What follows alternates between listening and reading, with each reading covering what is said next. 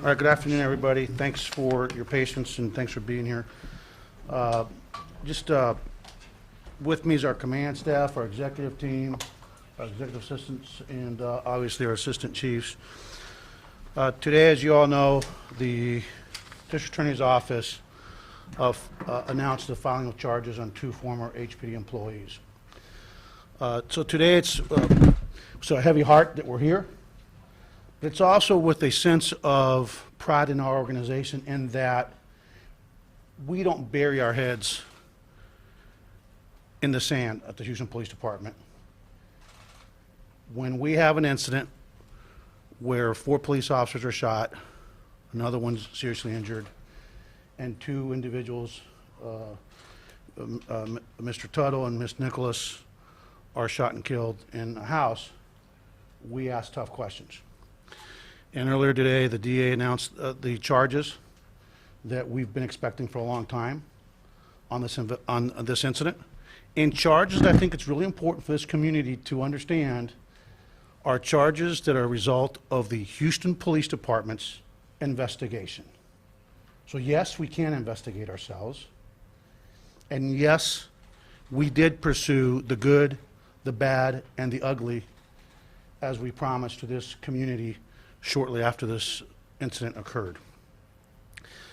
The Houston Police Department has 0 tolerance for police officers that would not only breach the public trust, their oath of office, and in this case, commit a crime in one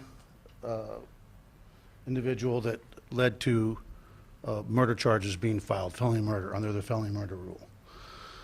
But again, it's important, once again, because there's been a lot of emotion in our community, to note that as we said from day one, we would leave no stone unturned. Like we said from day one, that it's our department. No one complained about this. To this day, we didn't receive a complaint.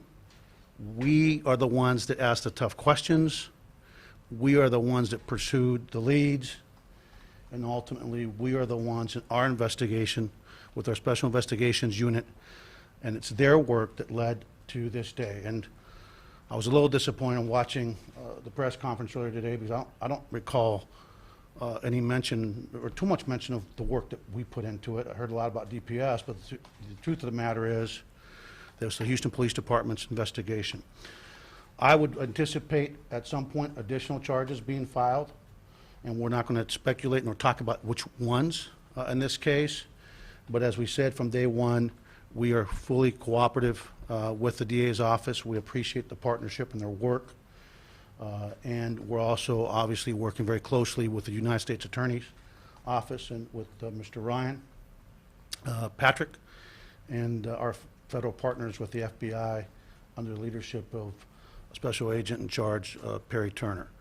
And so where we go from here is to continue to do what we do at this department, which is to hold ourselves accountable, to make ourselves better, and obviously to do what I think we do best, which is try to continue to keep this community safe. Just earlier, a few hours ago, we had a shooting here where we believe is gang related, and we're going to continue to focus on that. But we're grateful that the community, the Tuttle family, Nicholas family, and then our officers that were part of that stack that are also victims in this case.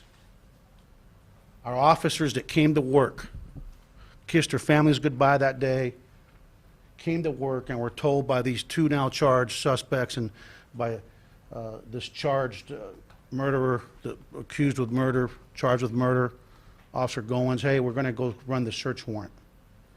And that day, officers from our squad showed up, were briefed, acted in good faith, and as a result of the actions of former Officer Goins and Officer Bryant, they ended up exercising what they believed to be a lawful execution of a search warrant. They acted in good faith. They came under fire. There's absolutely no evidence that there's any friendly fire in this case. And I know that there's a plaintiff's attorney, potential plaintiff's attorney, that'll go out and start harping on it's all friendly fire, but I stand by our investigation, and I can tell you there's no evidence of friendly fire in this case. And so those officers, I can say to you, this community, that they too are victims. And Mr. Tuttle, Ms. Regina Nicholas are victims because regardless of what was happening in that house, we are a nation of laws. And while not following the law may be popular nowadays in this country and people shun that, we are a department that's committed to constitutional policing. We're a department that's committed to relational policing, and we are a department that will vigorously pursue the rule of law, including holding our officers accountable as we did here. And so remember when this occurred, we had very little information early on. I personally saw something that I'm not going to talk about here today, that I was on that scene within 14 minutes and 32 seconds after the shots rang out.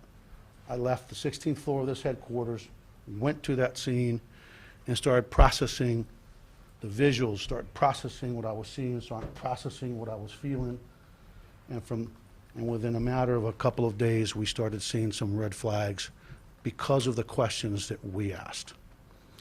And so to the critics that say that the police departments cannot investigate themselves, this will be lost in all of this, but once again I say no, we can.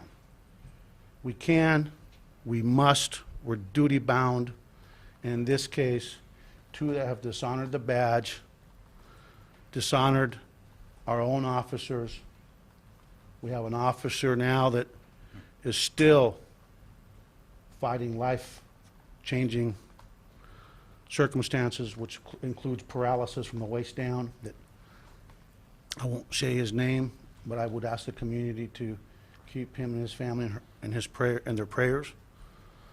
And today is a step in our journey to the truth and justice in this case for the Tuttle family, the Nicholas family, and obviously the officers that went to work, acted in good faith, just to learn after being shot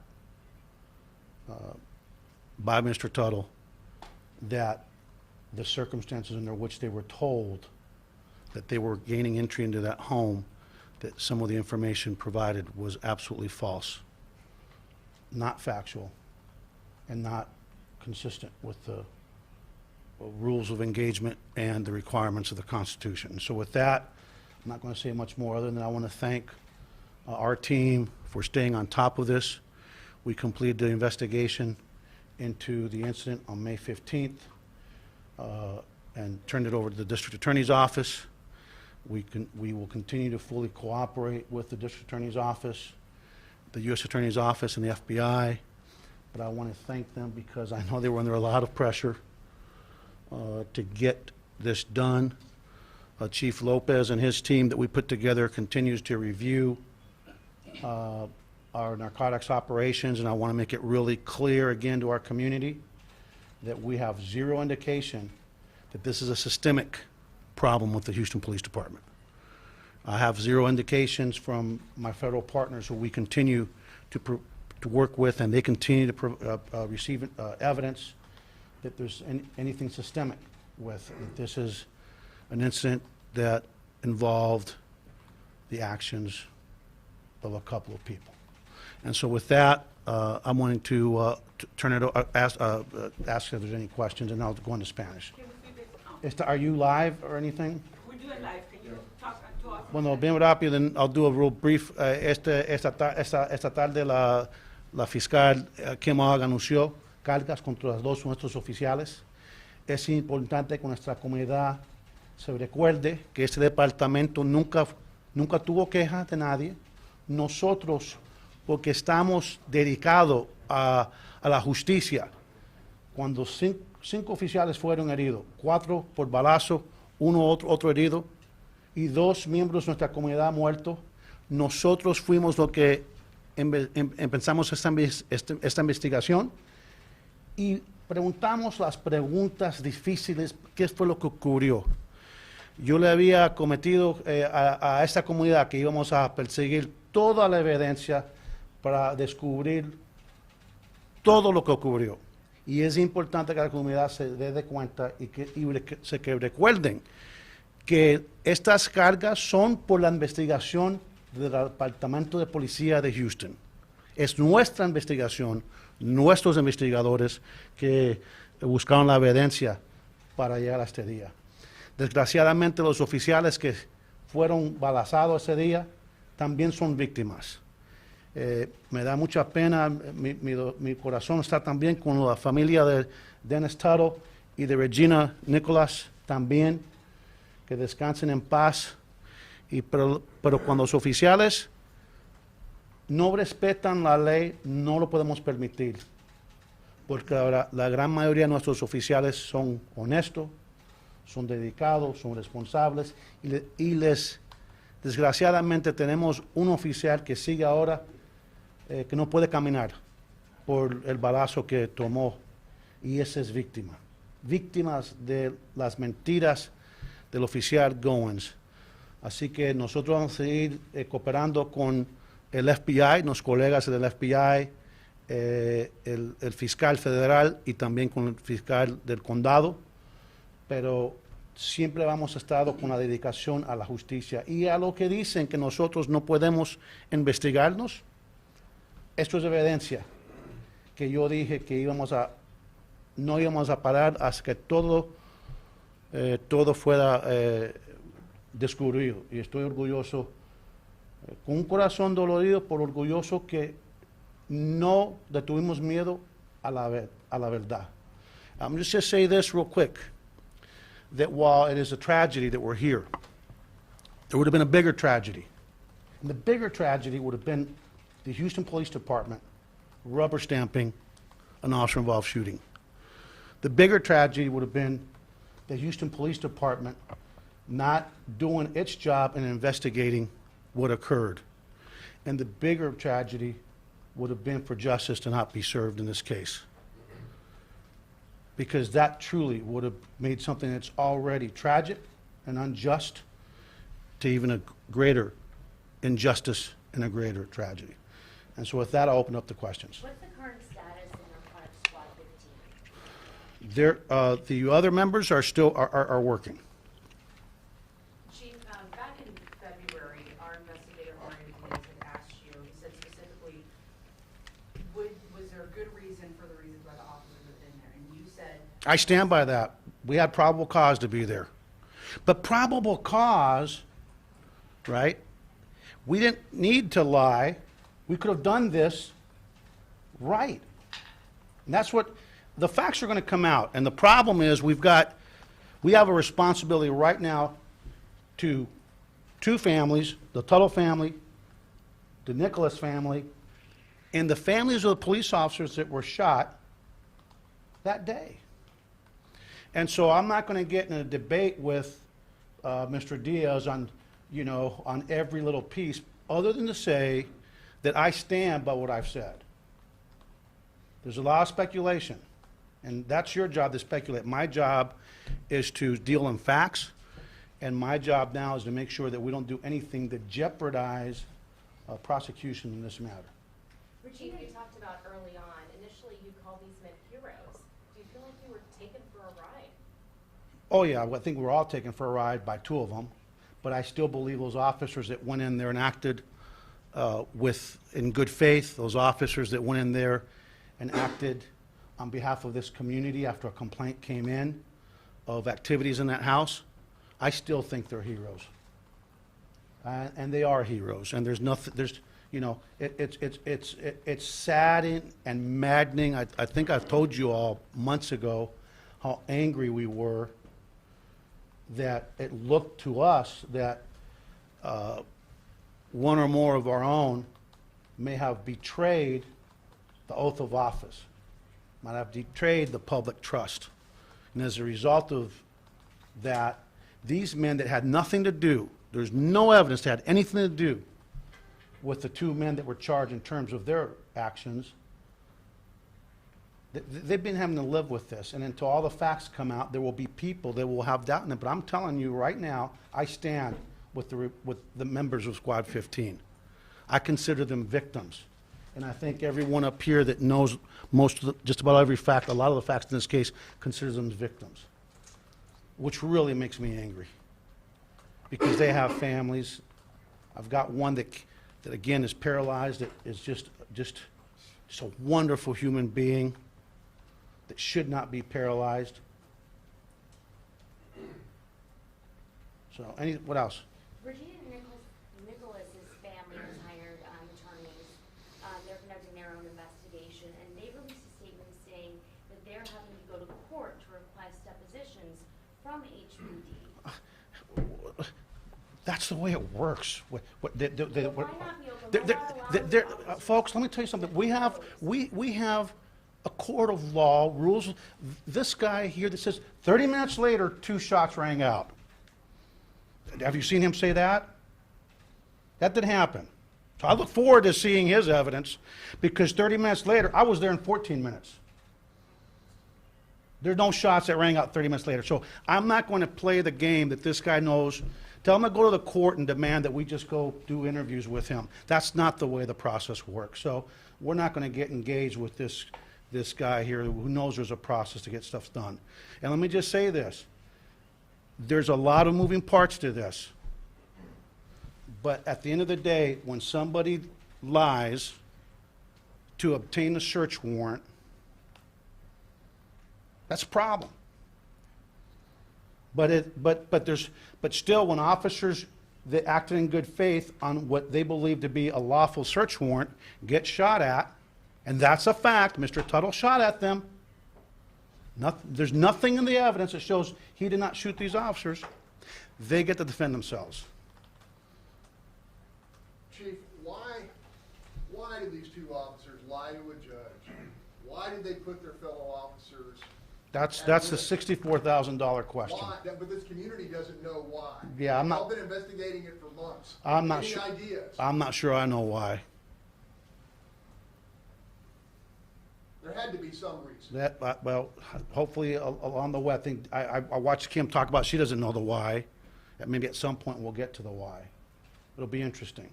I haven't seen it yet. What changes have you made to try to make sure this doesn't happen again? We have a new leadership team. We've tightened up some of our stuff here that we've been going through, and I can tell you one thing I know about cops. When they see something like this go sideways, guess what everybody starts looking at? Themselves. It's human nature. They start looking at themselves, they start looking at each other. And at the end of the day, the first thing we did, as you recall, is that I don't know of any no-knock warrant that I've approved since this happened. 0. We have now finished our selection process where we're putting together entry teams that will be search warrant service teams in the narcotics division.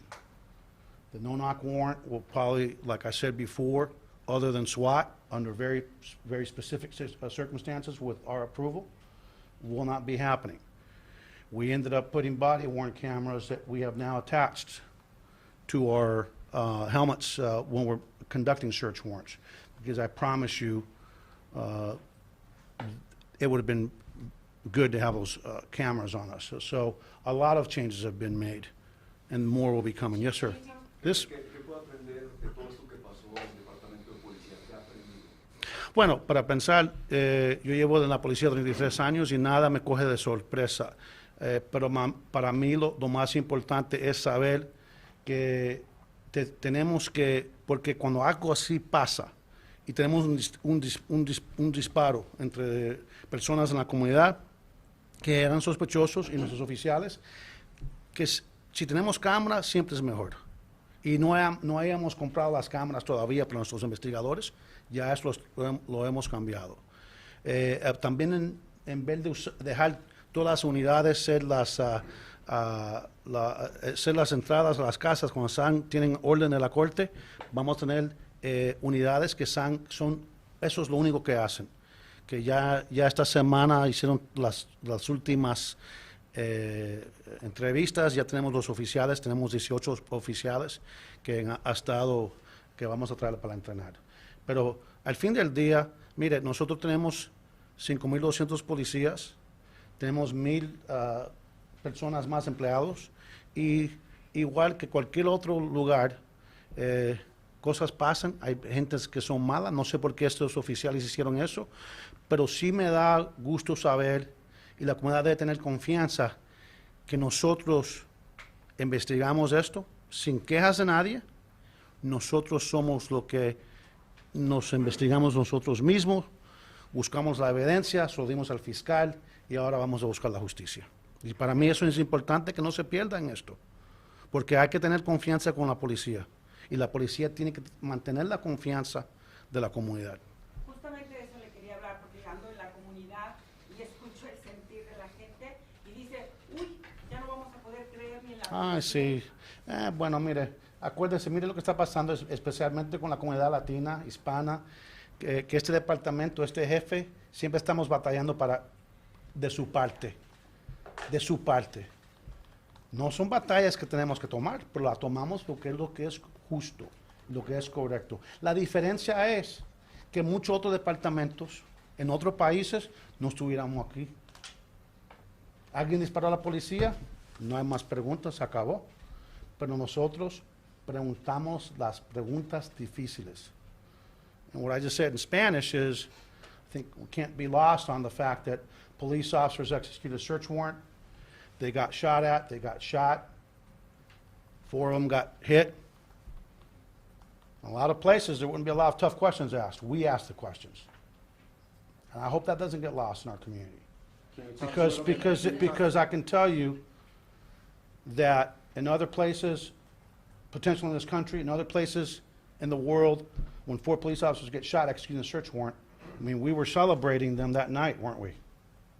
And yet, we didn't bury, we celebrated based on what we knew at that time, right? Because it takes a lot of guts to, when somebody's shooting at you, and officers are down, to leave your position of cover, and they go in and do a rescue.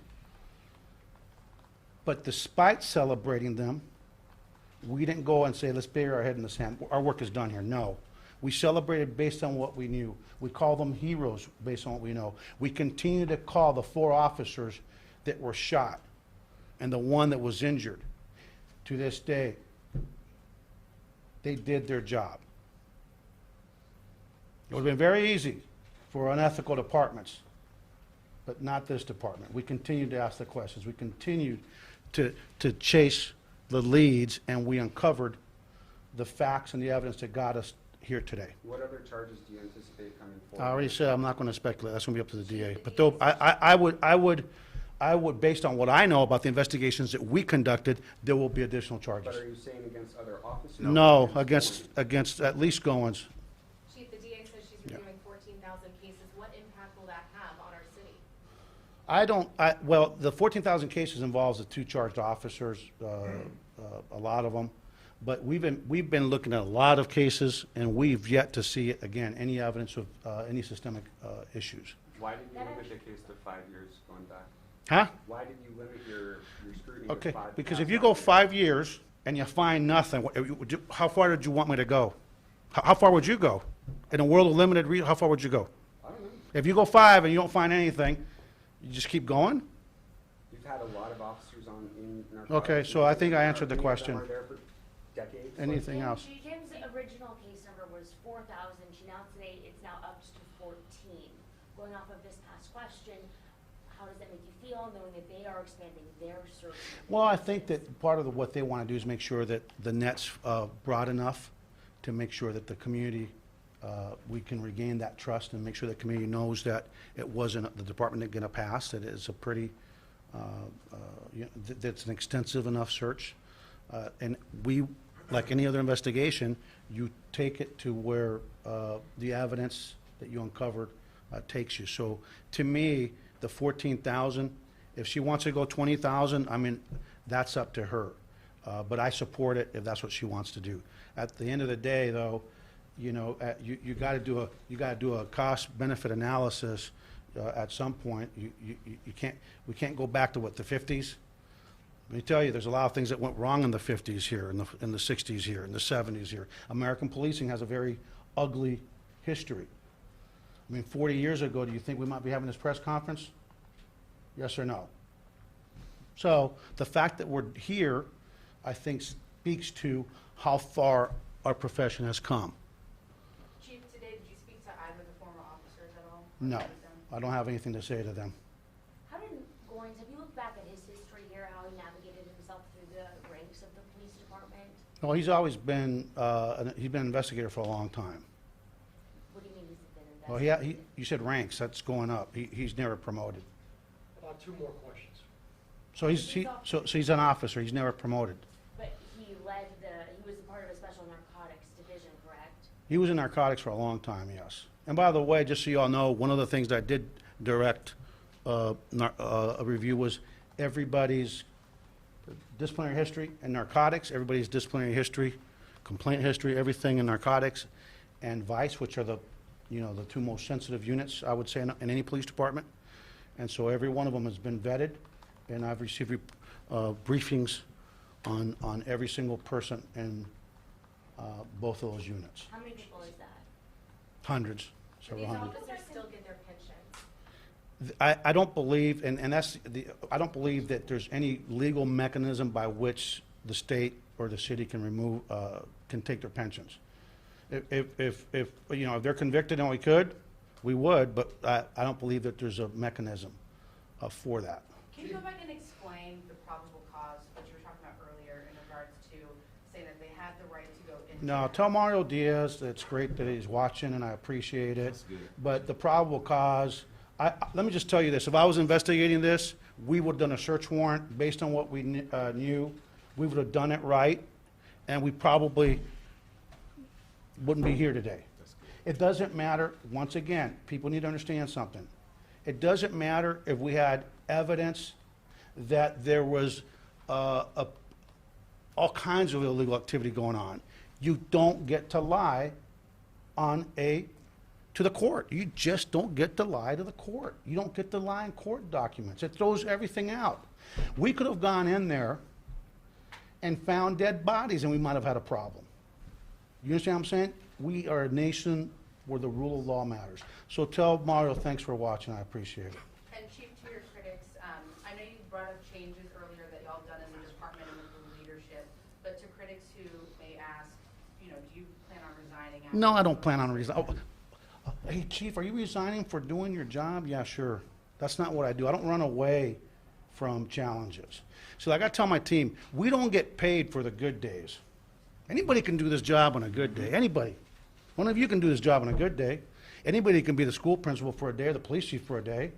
We get paid for when we go to a scene and we find 4 shot cops, 2 dead civilians, and another cop injured. And then as you go along, you get paid to ask the tough questions. So the question is, if they want a police chief, because I know there's another chief out there that likes to talk, and I can tell you, that chief wouldn't have found this. And you all know who I'm talking about. And if he keeps talking, I'm going to talk a lot about a lot of things, and you're going to like it. So, in answer to your question, no, this is what we do. Anything else? So what did you find when you went and looked at every officer in narcotics and vice and got all these briefings? Our officers are in there? Yeah. Everybody that's in there has been vetted. Everyone current? Past Everybody, officers? everyone that's in there right now has been vetted, yeah. Chief, where were you showing up in news? Where Huh? were you? Where were you? I was, taking news? when? Today Why are we you in got a the suit? news. Oh, we were getting a national award from the Secretary of Defense today. In Washington. Yes, yeah, If so. it gets to trial, will you be there? To do what? What would be my role? We don't normally go to trial unless I'm called in as a witness. If I'm called as a witness, I'd be there, but that's not my role. Okay, thanks, guys. Have a good weekend.